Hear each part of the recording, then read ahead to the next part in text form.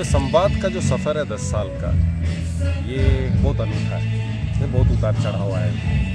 हम लोगों ने बहुत सारे एक्सपेरिमेंट्स किए आदिवासी समुदाय के साथ काम करने के लिए और उनको आगे ले। सबसे बड़ी सीख ये है कि आप बाहर से कोई भी आइडिया लेकर के आदिवासी समुदाय को हम बोले कि हम तुम्हारा भला कर देंगे, हम तुम्हारा मसीहा है, इस टाइप के आइडिया आदिवासी समुदाय के साथ काम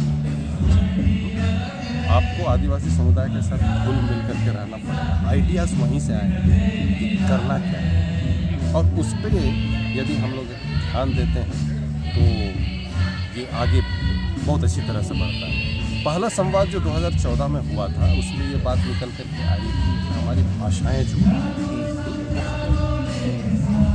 और उन्हीं दिनों की बात है, ओल चिकी के बारे में लोग बात करने लगे, वारांग सिटी के बारे में बात करने लगे। तो टाटा स्टील फाउंडेशन अपने ऊपर ये लिया कि इसका प्रचार करेगा, भाषा का प्रचार करेगा और साथ ही साथ लिपि का भी प्रचार करेगा। लिपि का प्रचार इसलिए करेगा क्योंकि आदिवासी भाषाएं मौखिक हैं।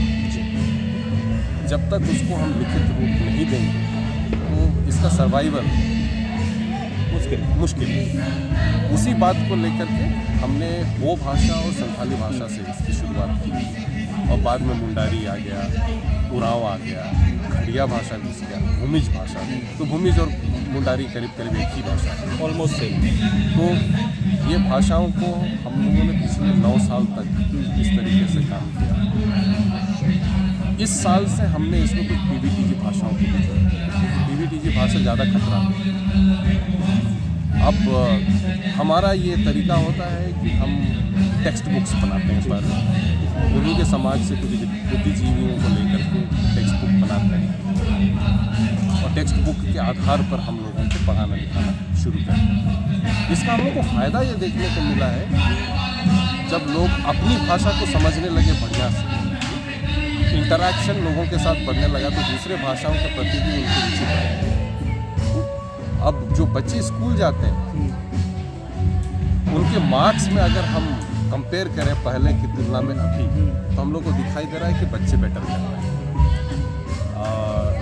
तो ये क्योंकि हम केवल भाषा नहीं पढ़ाते, भाषा के साथ हम थोड़ा गणित भी पढ़ाते हैं, भाषा के साथ हम थोड़ा कल्चर भी पढ़ाते हैं, नाच गान के बारे में भी बात करते हैं।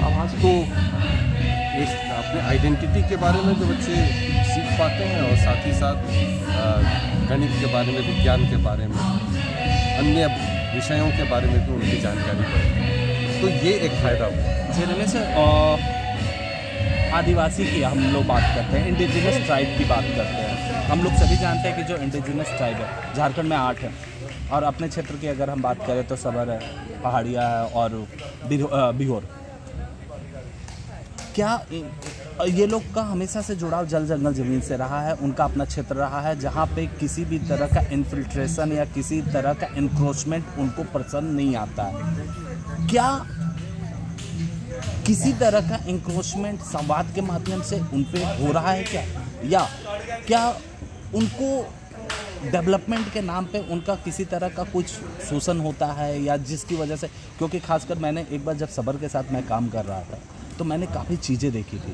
तो क्या सर आप लोग को इस तरह का प्रॉब्लम फेस होता है कि वो लोग इंटरेक्शन करने में आप लोग से डरते हों, या वो लोग इन्वॉल्व नहीं होना चाहते हों? खासकर हम लोग इंडिजिनस ट्राइब की अगर बात करें, जब भी पीवीटीजी की आप बात करते हैं ना, तो पीवीटीजी समुदाय अपने आप को अलग थलग ही रखना पसंद करता है। अब उसके बहुत सारे कारण, उन कारणों पर नहीं जाते हुए आज जो डेवलपमेंट का स्कीम्स आया, वो सरकारी हो या गैर सरकारी, सब ये चाहते हैं, यही बात बोलते हैं कि उनको मुख्य धारा में जीना।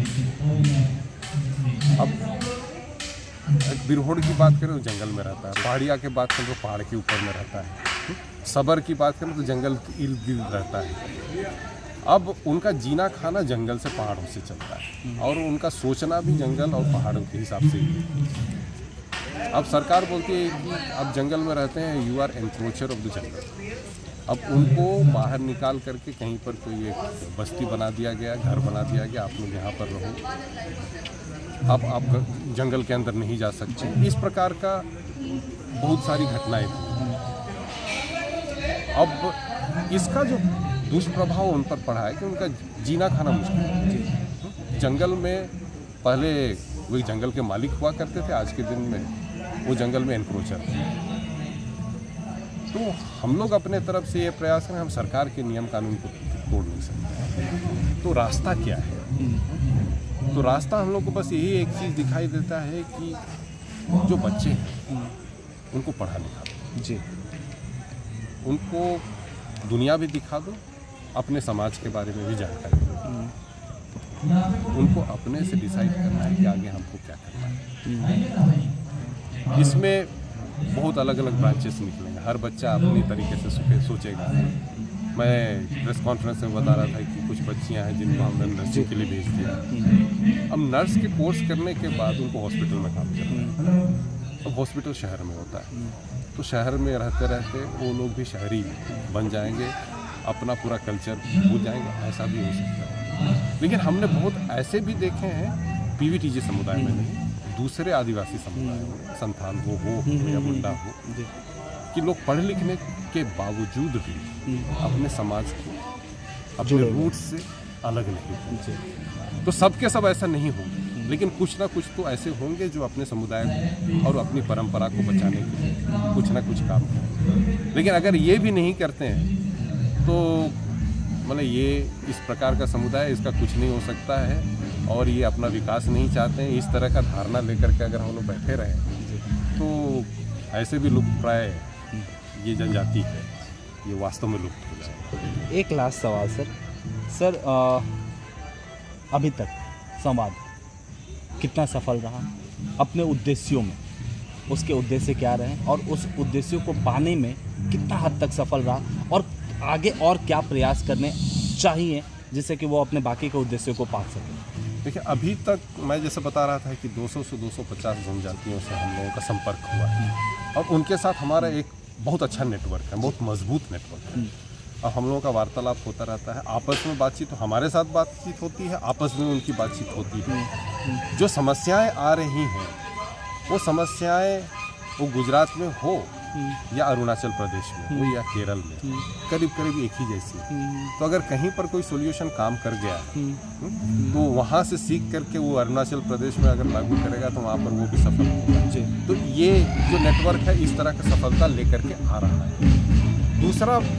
दूसरी बात ये है कि लोग एक दूसरे से जिस तरीके से जुड़ते जा रहे हैं तो उनका अवेयरनेस बढ़ता जा रहा है। दुनिया में हम अकेले ऐसे लोग नहीं हैं जो डिप्राइव हैं, हम ही दबे कुचले नहीं हैं, और भी आदिवासी हैं, उनकी भी समस्याएं ऐसी हैं। तो हम मिलजुल करके अगर इस पर कुछ एक्शन लेंगे तो उससे हमको फ़ायदा होगा। तो ये जो नेटवर्क है अपने लिए कुछ अपना विकास का रास्ता बना रहा है, तो ये एक दूसरा फ़ायदा दिखा रहा है।